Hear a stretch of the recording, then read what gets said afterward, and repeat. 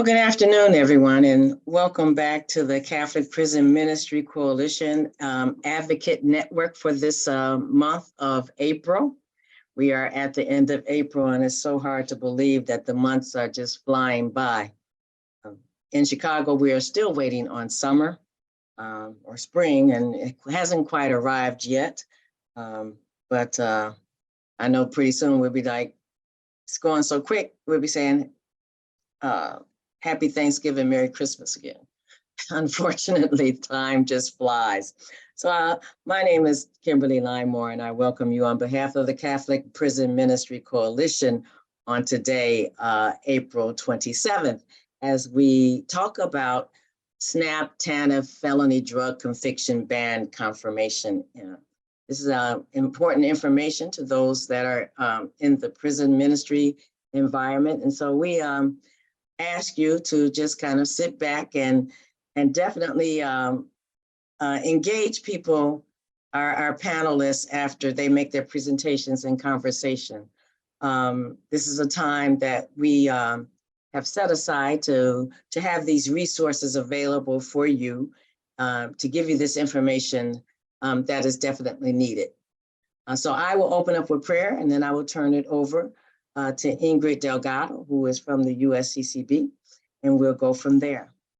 So again, I've been using this prayer for advocates that I found, and the scripture is Proverbs 31, 8 through 9, and it reads, "Speak up for those who cannot speak for themselves, for the rights of all who are destitute. Speak up and judge fairly.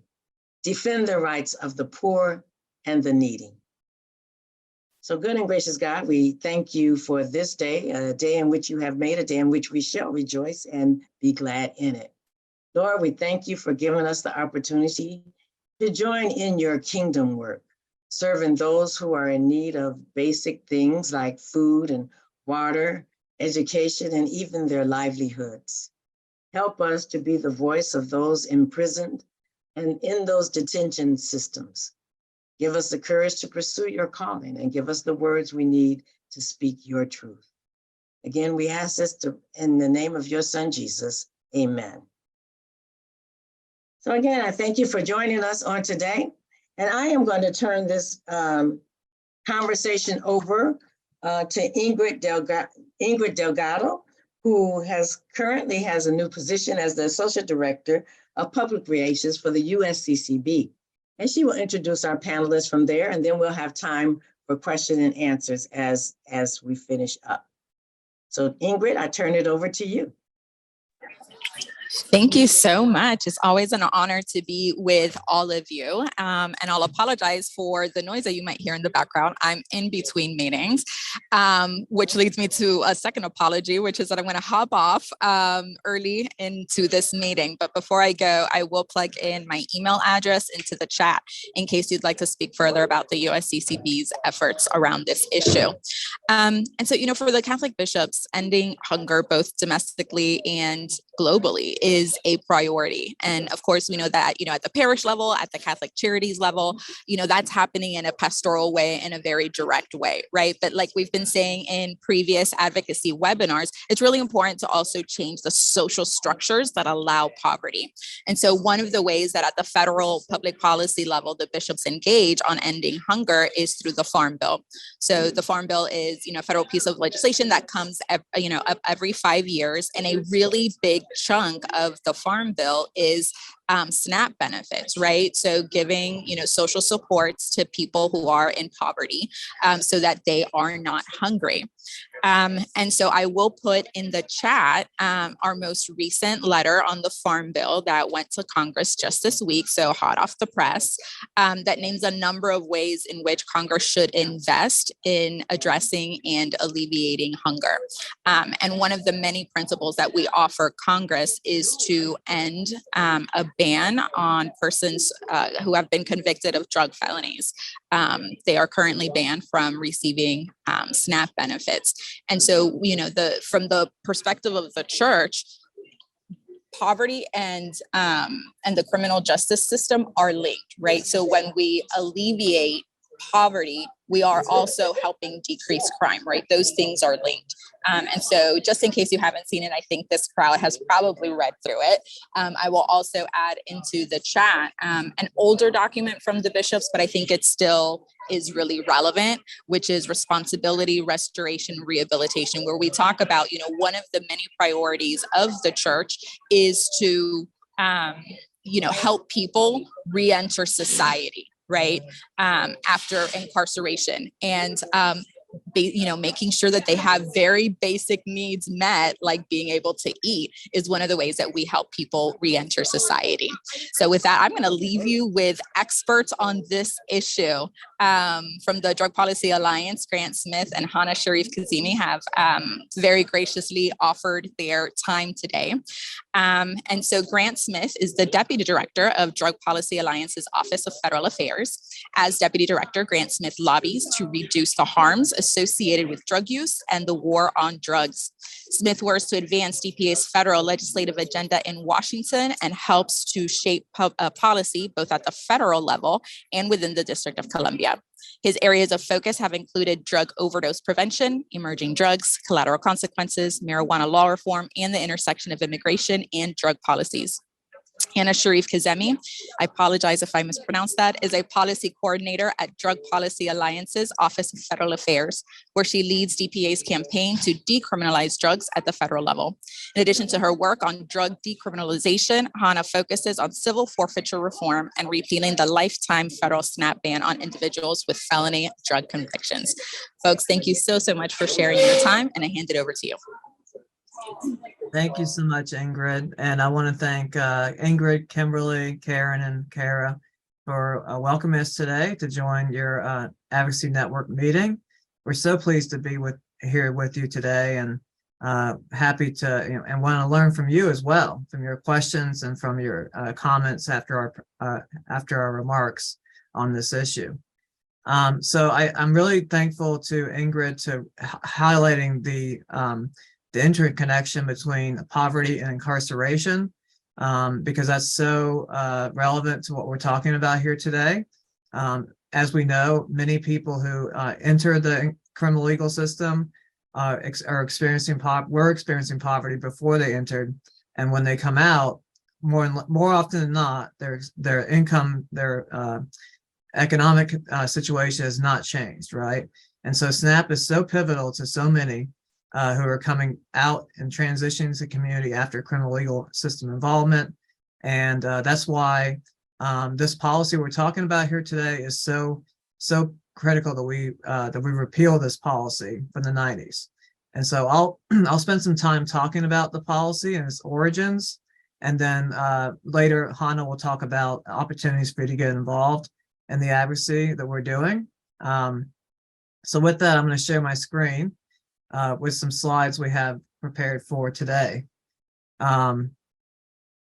So again, my name is Grant. I'm with Drug Policy Alliance, and as Ingrid highlighted, our mission really is to move the conversation, move policy with regards to drugs and drug use in this country away from punitive approaches and away from punishing people left and right for substance use disorder, for really a health condition, and move our policy and move our approaches to drugs to a health-based approach. And with that, a lot of our time and energy is devoted to addressing collateral consequences of convictions. And this year is unique because we have legislation in Congress that's considered a must-pass bill, known as the Farm Bill, which Hanna will talk more about later. But this provides an opportunity to address the drug felony ban. Now, this is a policy that was enacted in the 1990s, and it was enacted by Congress as part of welfare overhaul. Many of you will remember back in the 90s, there was a lot of talk about a lot of stigmatization of people who utilize public assistance, a lot of talk about the need to crack down on people using public assistance, this perception, this false, these stereotypes and false perception that people who need public assistance are somehow, benefiting from, sort of reaping in all this cash, and sort of taking advantage of the system, this sort of thing. A lot of really harmful rhetoric about people who live in poverty, who rely on this assistance. And there was also, of course, in the 90s, a real escalation of the war on drugs as part of the tough on crime era. And in 1996, of course, we saw President Clinton and Republicans come to agreement around a welfare overhaul. And during floor debate in the Senate, there was an amendment by a Texas Republican senator who said, "Oh, we should punish people and deny them SNAP and TANF if they break the drug laws, right? If they break a drug law, we should deny them SNAP and TANF. We should deny them food stamps and public assistance." And so there was 2 minutes of discussion on the floor of the Senate, and then a voice vote, and that was it. And as a result, for 25 years now, people in states that still apply this ban face, in many cases, a lifetime ban on SNAP assistance if they have a prior felony drug conviction, right? And when you think about felonies, we're not just talking about high-level trafficking. We're talking about something as simple as possession, right? Possession of a substance.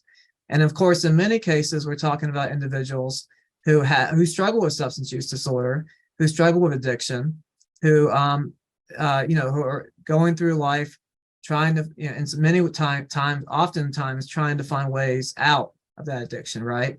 And in this country, we have a significant treatment gap. We don't have enough resources to really address people's health needs. And instead, we pour so much money into enforcement and incarceration. And so a lot of people continue with struggling simply because they're not met with the resources necessary to help them overcome their addiction, right? So instead, we penalize people by denying them SNAP. And as Ingrid mentioned earlier, when people come out of jail and prison or finish their sentence, they're often going back into the same situation they were in before, where their income is such that they are eligible for SNAP. But in the case of this, because of this federal policy that allows states to deny SNAP assistance and TANF assistance to people with a felony conviction, drug felony conviction, people are denied SNAP at a very crucial time where they're very food insecure, typically after leaving jail or prison, and they need this basic assistance, right? Now, when Congress passed this law in 1996, they did allow states to opt out, but states have to affirmatively opt out. In other words, the legislature, the governor have to say, okay, we're going to not enforce this. And so over the years, we have seen a number of states opt out completely. At the same time, we have a number of states that still impose what's known as a modified ban. So 21 states around the country still enforce this to some degree. And they do this by imposing arbitrary requirements that have to be met before a person can regain eligibility for SNAP after being convicted of a drug felony. So some states require someone to go through drug treatment, right, before they can get SNAP. But, if you think about it, why would you deny basic food assistance to someone who's trying to, go through treatment, right? Why would you put treatment ahead of food assistance, right? The same is true with this idea of a waiting period. Some states require, that still impose this, require some kind of waiting period before you can regain eligibility. Of course, when people are coming out of incarceration, they're met with so many needs, right? So many barriers as well, collateral consequences. Because of their criminal record, they have a lot of difficulty gaining employment, right? There's a lot of barriers to housing. There's a lot of people are disconnected from their families, right, from loved ones. So there's a lot of barriers and impediments in place. And so this is just one more barrier that is put in place in so many states that really undermines and exacerbates hunger and desperation for a lot of people. And so in addition to being very inhumane and very cruel, it also, of course, undermines successful reentry or successful transition and increases recidivism risk for people, right, who are denied this assistance. And so we're very concerned about all this in terms of the impacts on the individual, in terms of the impacts on families that are impacted, because when one parent or both parents are denied assistance because of this ban, that affects the entire household. That means the household gets less of a benefit. Children and other dependents suffer as well. There may be also elderly people in the home, people on disability who benefit from SNAP, which will see an overall less benefit assistance because of this ban. And so this is impacting people, like I said, in 21 states. Also, it's worth noting that South Carolina is the one state that actually imposes the ban without an exception. So if you have a felony drug conviction, you have a lifetime ban from ever getting SNAP, as well as TANF.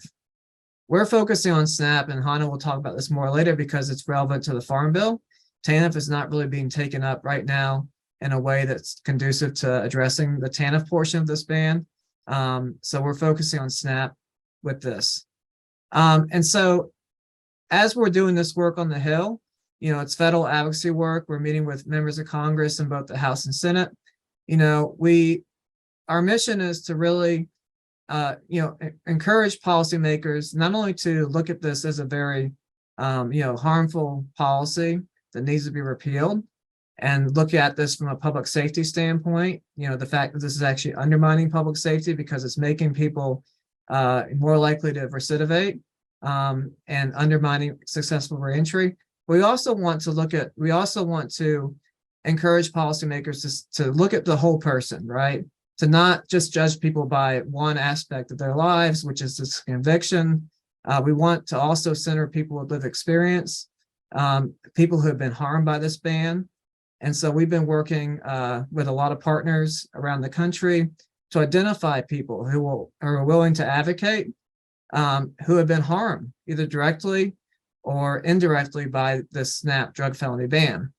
And so the next slide, I'm going to show a short video of one of our advocates. Actually, Ingrid had the pleasure of briefly meeting Christine on the Hill this week.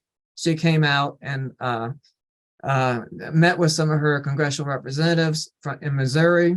And she also has been just a terrific advocate for appealing this policy. So you'll hear it directly from her in this very short video that we are going to be releasing soon on social media and publicly very soon. So you're getting a preview actually of this video, her story, her personal story of being impacted. So I'm going to play this now, and hopefully you'll be able to hear it just fine. I was released from prison completely blind, and I wasn't going back to work at McDonald's. And I went to get services because I needed to learn how do you be blind? Because I've been sighted my whole life. And I learned at that time I couldn't get food stamps. I was banned for life because I was a drug addict. And at one time I was arrested for having 2 dime bags of cocaine in my pocket, sleeping on the steps of an abandoned building. In 2007, I started advocating for lifting and repealing and modifying the lifetime food stamp ban in our state. We're talking about food, guys. I mean, what are we going to do when this population that were affected by this draconian policy that is so discriminatory, when these people become senior citizens and are relying on their Social Security? Are we going to say you don't deserve food either? I mean, what does that say about us as Americans, as people who are supposed to be our brother's keeper? I hope you guys will join us as we continue to fight to repeal this on a federal level. All of our Americans are worthy of food. So just such a powerful message there from Christine. And she reminds us, right, that this is a very stigmatizing policy. It's a very cruel policy, and it's nonsensical. It doesn't make any sense. And it works against a lot of values, whether you're coming from a faith perspective or you're coming from a humanitarian perspective. It's just a very cruel and very harmful policy to so many people and their families. With that, I want to turn this over to my colleague, Hanna, who will talk about opportunities to get involved. Thank you so much, Grant, and thank you everyone for having me today. Grant, if you don't mind turning to the next slide, thank you. So as Ingrid has mentioned and Grant has mentioned, this year, really our focus to get this done is through the Farm Bill. So we have a rare opportunity to repeal the SNAP ban through the Farm Bill, which, as folks have mentioned, is a bipartisan legislative must-pass package that Congress has to pass every 5 years or so. And so for folks that aren't familiar with the Farm Bill, the entire SNAP program and all of its policies are up for review through the Farm Bill this year. So this gives us a really important opportunity to repeal this ban. And Grant, next slide.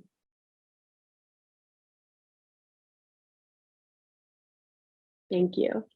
So with that in mind, what does our advocacy strategy look like moving forward? So our goal really is to secure bipartisan support for repealing the SNAP drug felony ban in this year's Farm Bill, as I've mentioned.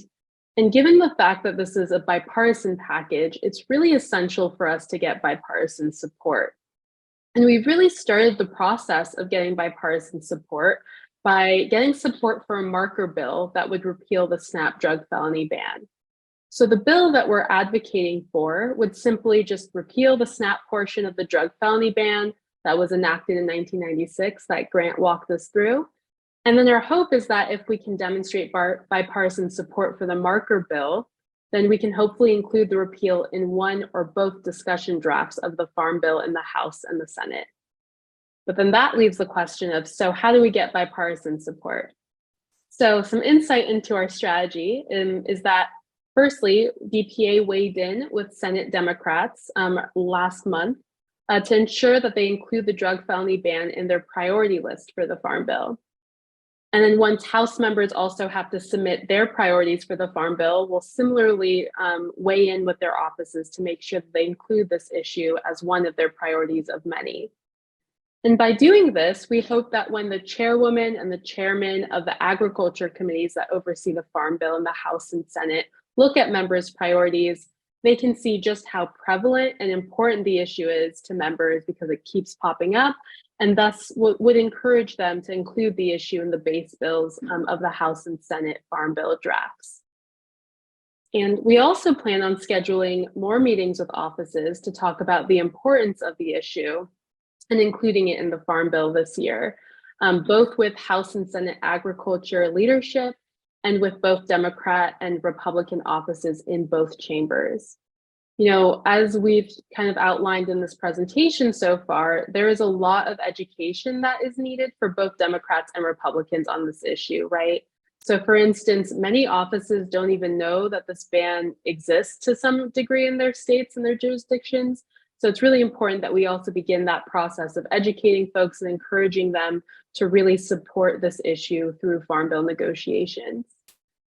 And with Republican offices, we really want to be strategic about how we talk about this ban with our offices.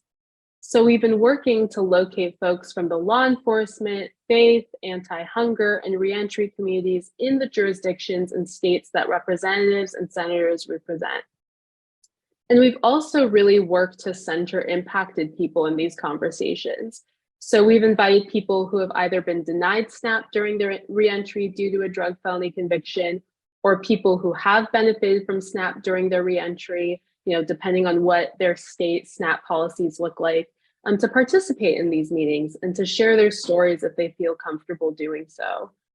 And we really make sure that at these meetings, constituents essentially lead them. DPA is only there really to facilitate and answer questions regarding the policy. And for all constituents that attend these meetings, we've created trainings and materials for folks that provide background information on the drug felony ban, walk them through what to expect at a meeting, kind of walk them through what the bill consists of. However, we really reaffirm to all folks that choose to attend our meetings that they don't have to memorize all of the information that we choose to share with them. The purpose of just providing as much information as we do to folks is to make sure that people especially impacted people, have all of the information they need to feel comfortable and empowered to really share their stories and talk about the issue from their perspectives and from their professions, whether that be in law enforcement, for example, or working from a food bank or in reentry. Next slide, please. And this kind of leads to, ways you all can help if you're interested in getting involved in supporting our work. So you all can support our work by, joining DPA in the federal advocacy meetings that we're organizing with offices. So being part of those constituent delegations that we're hoping to, and we have been assembling with Republican and Democrat offices. And if you are not interested in actually joining those meetings, you can also help this effort by connecting us with advocates that are either impacted by the ban to some degree. And this includes folks that are currently in custody and finding ways that we can Zoom them into meetings as well. And also talking and introducing us with organizations who want to participate in federal advocacy on this issue. Next slide. And as I mentioned, ways that we can support your own advocacy on this issue, if you're interested in supporting, is that we will soon be releasing advocacy materials to assist anyone and everyone interested in engaging on this issue at the federal level. So the advocacy materials that I'm speaking of, which I mentioned previously in my presentation, include talking points, which just gives some background on the issue. They also look like the slide decks from this presentations, among other resources that can really support you all to feel empowered and to participate in these meetings. And we're also happy to provide presentations similar to this one on this advocacy work for organizations, coalitions, and other tables that are intersectional with this issue, including a more detailed advocacy orientation to prep folks for advocacy on the issue. So again, going back to what I had mentioned previously, a presentation that really walks folks through what would a meeting entail? Who are we meeting with? What is the bill that we're advocating for? What does that look like? And how does that connect to folks' backgrounds and perspectives? And lastly, DPA can also provide a more comprehensive training for constituents, including advocates with lived experience and others not familiar with conducting federal advocacy meetings. The purpose of that training is, usually the idea of how to schedule meetings with their representatives or their senators, how these meetings, what do these meetings even look like? DPA is happy to walk folks through that process and also invite them into that process. Next slide. And that's it. So thank you all so much for listening to Grant and I's presentation on this issue. We're happy to answer any questions at this point, and you can also email us at the emails listed above if you have any questions. Thank you, Hannah and Grant. And I am going to check the chat. So far, I don't see any questions. But I just kind of had one as you all were presenting. Short of those that are not in DC and access to the Capitol where everything tends to take place, what can we do to get this bill or our representatives to sign on to this bill? I'm happy to start with your question, Kimberly. So I think there's a number of things that can be helpful. One that was really helpful to see was that the letter that Ingrid sent to the Hill. That's a really good starting place to put this on any letters going to the Hill on the Farm Bill or on SNAP to include this issue as a priority is a really great place to start. Secondly, I think if you're working in a carceral institution, a prison or jail, and you're working with people who are incarcerated, who are interested in advocacy opportunities on this issue, are interested in getting involved in advocacy in general, we encourage y'all to get in touch with us and connect us with those people. We actually, as we talked about, we want to center people with lived experience as well as folks in ministry and priests and others in doing engage in ministry with people who are incarcerated or people who have lived experience being incarcerated, to share those stories of being impacted by the system, to share those stories about how important it is to have basic supports when a person is released. And of course, we know the vast majority of people are released at some point, right? And so I will also say that about in 2020, we were very much involved in an effort to repeal the ban on Pell Grants for incarcerated students. And one thing that we did, and with a lot of other organizations, some of which are led by people who are directly impacted by the criminal legal system, was we actually brought people, both formerly incarcerated as well as currently incarcerated, to the Hill to meet with Republicans and Democrats to talk about the importance of setting people up for success when they're returning to the community. And we did that by focusing on the importance of Pell Grants and higher education in that case. But I think that same model applies here when we're talking about, people are going to be coming out, or they are in the community, they are eligible for SNAP or will be eligible, they should be receiving that assistance, right? So those are just a couple of suggestions. I don't know, Hanna, are things you would add to that? Yeah, thank you, Grant. And I think something I forgot to mention in my portion of the presentation is that a lot of our meetings on the Hill, since we are connecting, members of Congress and their staff to folks in their jurisdictions, is that most of these meetings will be virtual. So folks can tune in and attend virtually on Zoom, like we're doing now. And say if we do have an in-person meeting where Grant and I are there in person, we can create like a hybrid option and Zoom people in to share their stories. So I just want to make that known that that is primarily how we're doing this advocacy, and we encourage folks to participate that way. Okay, and then partly too, I mean, I know we kind of went through the slides kind of quick. Is there a way, I'm short of putting it in the chat, is there a way that like the letter to the Hill, can that be sent out to those that are maybe have registered for this particular webinar, so that they'll get the video of this, but I mean, is there a way that or some way to access it? Do we go to the Drug Policy Alliance to access that letter, or is there other ways to get access to it so that people can get involved? So that's a great question, Kimberly. So certainly anyone interested can contact their member of Congress directly. They can write a letter, they can reach out and express support for this. Folks can use the messaging materials we'll be providing as a guide.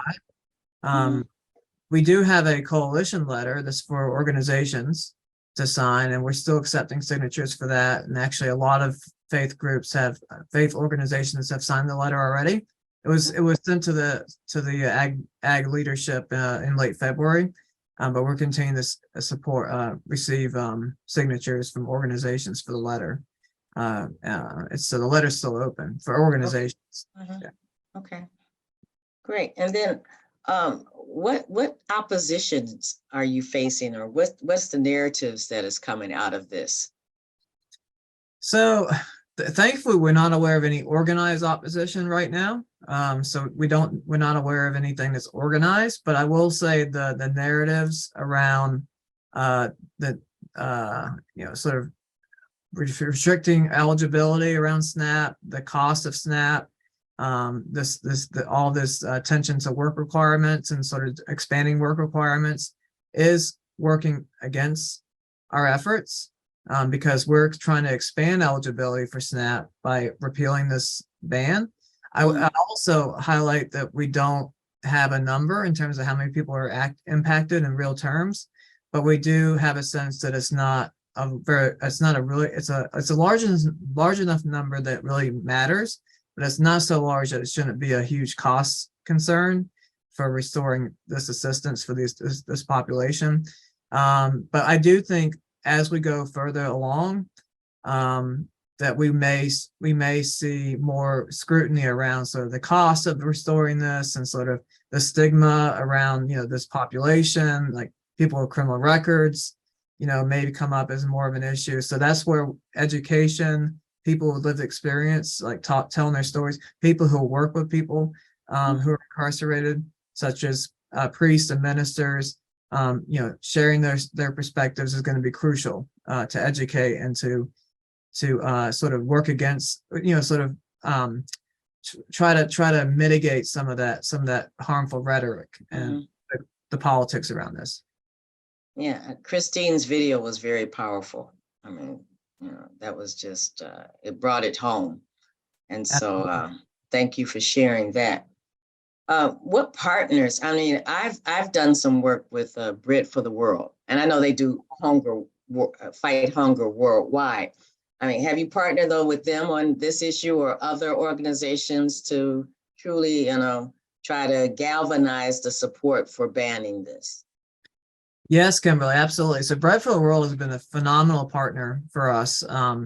They actually invited us to a reception Tuesday night that they held on the Farm Bill. They invited the two key senators, leadership on Senate Ag Committee, to speak there. And they have also been connecting us with constituent faith leaders around the country so that they can participate in our meetings as well. And they have been prioritizing this issue in their Farm Bill advocacy on the Hill. And so they are one of many faith-based organizations that have been interested or active on this issue. Ingrid, the Catholic community has been very responsive to us so far. Obviously, the inclusion of this issue in the letter that the Catholic bishops sent to the Hill is pivotal. The Friends Committee on National Legislation has been active on this. The Quakers and others have been active as well. The United Church of Christ, not United Church of Christ, but also the National Council of Churches. So we've had a number of different faith-based organizations and coalitions either express interest and talk with us about this and look at ways that they can be active and help support this, or beyond that, actually being taught, really prioritizing this in their advocacy on the Farm Bill. I think a lot of the probably inactivity happens because people really just don't know about this. Like you say, that bill has been out there since 1996. And so, raising it as an issue. So is it, it's coming up soon, or is this an ongoing? So, with Congress, sometimes it's anyone's guess as to what the timeline is, but we're operating on the assumption that this is going to move fast, even though it may not. So we're just working as fast as we can to secure bipartisan support for this in both the House and Senate, as Hanna walked us through. We're working to try to persuade the key leadership on the committees, as well as the leadership overall in Congress, that this is a priority and this should be included in the Farm Bill. But that's going to take a lot of different groups that intersect with this issue, a lot of different people with lived experience, like weighing in, constituents, to make that happen. So we really appreciate all of you taking this time and all that who are going to watch this recording to give this consideration. And I see Karen, thank you for your thank you for your support, and to all of you for your support for this, for looking at this issue and thinking about ways to support this. And we're here to help in every way we can to support advocacy on this issue. Okay, well, I appreciate, like I say, this information, because I know even here in Chicago, we know that when they get out of prison, they get like $20 and sent on their way. And so and if you have hunger issues or can't get food, and it's affecting families too, then to go back, I can't even say the word. So the recidivist, how do you say it? Recidivism, yes. Recidivism. Okay, right. Okay. Yes, That rate continues to go up because, you know, people have to do what they can to eat. So it gets really, it's important that we don't stigmatize and penalize people for a misjudgment. And then, you know, we should be trying to help them instead of doing that. So we appreciate the information that you have given on today. I don't see any more questions. Again, Hanna and Grant, we appreciate the information that you given in the chat. Though Hanna's email and Grant's email is in the chat. And so be sure to write those down if you come up with another question after we get off the Zoom. That way, you know, you can always communicate with them, stay in touch, be informed. I mean, that's the important thing around all of these issues that we face, to just continue to be informed and be able to use our voice, not only in the voting booth, but, you know, each and every day with our legislation people that we've put in office to keep them accountable for the things that we feel that are important. So again, I thank you both for that. Grant, thank you. And Hanna, again, thank you for this important information. And we will probably be seeing you again. And we're going to pray for the success of this bill being overturned. Thank you again. And we will see you the next time.